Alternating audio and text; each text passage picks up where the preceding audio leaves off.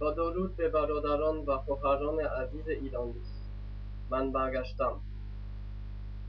این نامه را برایت از پشت میله های سر با رنگ سبز جان نوشتم تو رویا گنده ها ز در، چون روز دیگر آید خاکم جان سبز حسن خورشید جاودان آزادی نور آسمان ما، سوگند خون همرهانم، سوگند به اشک مادران، هرگز به تیرشان نمیرد فریاد جاودان ما.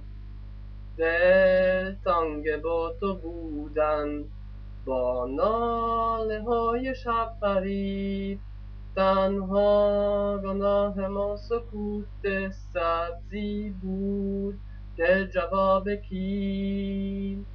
جسم و جان بی پناهم آماج تیر کافران، آرام و سربلندم و میبرم بر انتخاب ما، سوگند به این ستاره باران، سوگند به شور عاشقان، از راه رفته برنگردم تو روز کوچه جاودان، سوگند به خون همرهانم، سوگند به اشک مادران، هرگز به تیرشان نمیرد فریاد جاودان ما.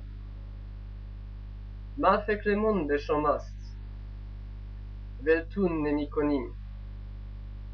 همه آدمای دموکراتیک و آزادی دوست دنیا پشت بینی شما هستم. ما مجموعه هستیم و پشت بینی شما هستم. آزادی و دموکراسی برای ایران، به امید پیروزی و متحدی.